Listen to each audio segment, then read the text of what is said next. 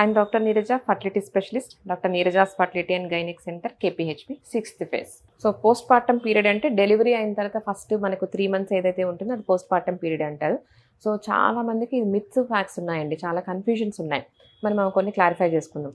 First myth అంది అంటే ఒకవేళ బేబీస్కి జాండీస్ వస్తే సో మదర్ ఏదైనా ఫుడ్ తీసుకోవడం వల్ల బేబీస్ జాండీస్ వచ్చిందా ఫస్ట్ అనమాట. సో బేబీకి జాండీస్ వస్తే ఫస్ట్ మదర్ ఫుడ్ మీద పడిపోతూ ఉంటారు. కానీ బేబీస్ జాండీస్ అనేది మదర్ ఫుడ్తో నాట్ అట్ ఆల్ రిలేటెడ్. చాలా మంది ఫిజియలాజికల్ జాండీస్ అంటాం. డెలివరీ అయిన తర్వాత బేబీకి అన్ని ఆర్గాన్స్ ఏదైతే లివరు అన్ని ఆర్గాన్స్ ఇమ్మెచ్యూర్ ఉంటాయి, చిన్నగా ఉంటాయి. బట్ ఫంక్షన్ ఫుల్ ఇంకా రాదనమాట.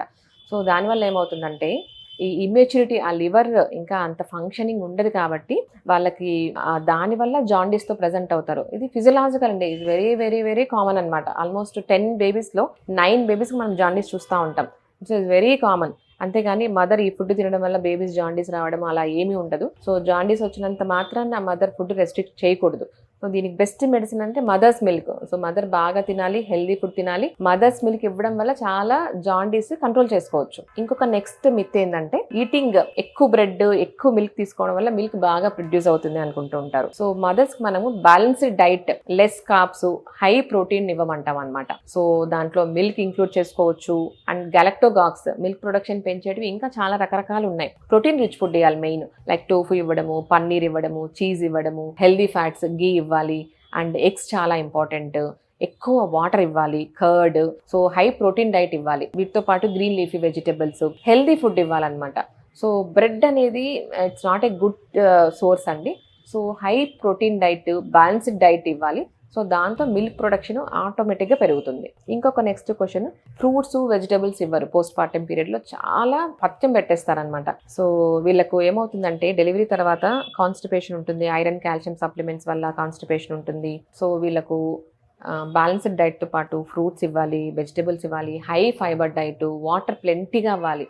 సో చాలా మంది అసలు వాటరే ఇవ్వరండి. వాటర్ ఇస్తే పొట్ట వచ్చేస్తుంది, లాక్స్ అయిపోతుంది అంటూ ఉంటారు. సో చాలా మంది యూటీఐతో వస్తూ ఉంటారు, డెలివరీ తర్వాత యూరిన్ ఇన్ఫెక్షన్స్తో వస్తూ ఉంటారు. సో వీళ్ళకి ప్లెంటీ ఆఫ్ వాటర్ ఇవ్వాలి, బటర్ మిల్క్ అన్నీ ఇవ్వాలి.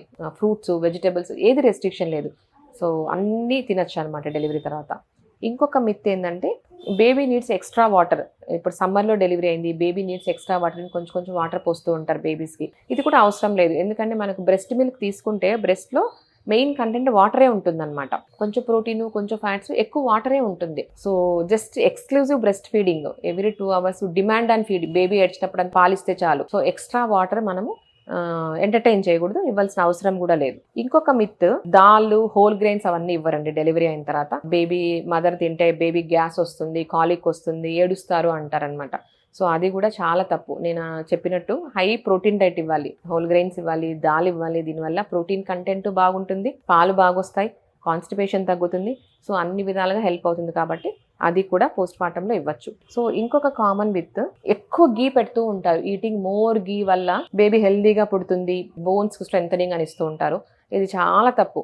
సో గీ హెల్దీ ఫ్యాట్ అయినా కూడా సో తగినట్టు ఇవ్వాలి, అంతేకాని ఎక్సెస్ మోతాదులో ఇవ్వకూడదు. దానివల్ల ఇంకా వెయిట్ గెయిన్ వస్తుంది. సో ఈ లాక్టేషన్లో ఏదైతే వెయిట్ పెరుగుంటారో ప్రెగ్నెన్సీలో అదంతా మనం తగ్గించడానికి డైట్ తీసుకోవాలి, బ్యాలెన్స్డ్ డైట్ తీసుకోవాలి. అంతేకాని ఈ ఫ్యాట్స్ ఎక్కువ అవడం వల్ల ఇంకా వాళ్ళు వెయిట్ గెయిన్ వస్తుంది. సో ఇది ఒకందుకు నెగటివ్ అని చెప్పుకోవాలి. ఇంకొక కామన్గా అడిగే డౌట్, బ్లాండ్ ఫుడ్ పెడుతుంటారు, పచ్చిగా ఏమంటారు కారము, ఉప్పు ఏమీ లేకుండా పెడతా ఉంటారు అనమాట. సో ఇది కూడా చాలా తప్పు. వాళ్ళకు మామూలుగా ఎలా తింటారో అలాగే ఇవ్వండి. సో ఒకవేళ ఏదన్నా హైపర్ టెన్షన్ కానివ్వండి అలా ఉంటే సాల్ట్ కొంచెం తగ్గించడము, ఒకవేళ షుగర్ ఏదన్నా ఉంటే డయాబెటిక్ ఫుడ్ ఇవ్వడం చేయాలి తప్ప మామూలు ప్లెయిన్ పేషెంట్స్కి అన్ని రకాలు ఇవ్వచ్చు అనమాట. ఇంకొక కామన్గా అడిగే డౌట్, మిత్ ఏంటంటే స్పైసీ ఫుడ్స్ అలో చేయరండి. ఇది కూడా తప్పు. సో వాళ్ళు నార్మల్ పీరియడ్లో ఎలా తింటారో అలాగే తినచ్చు.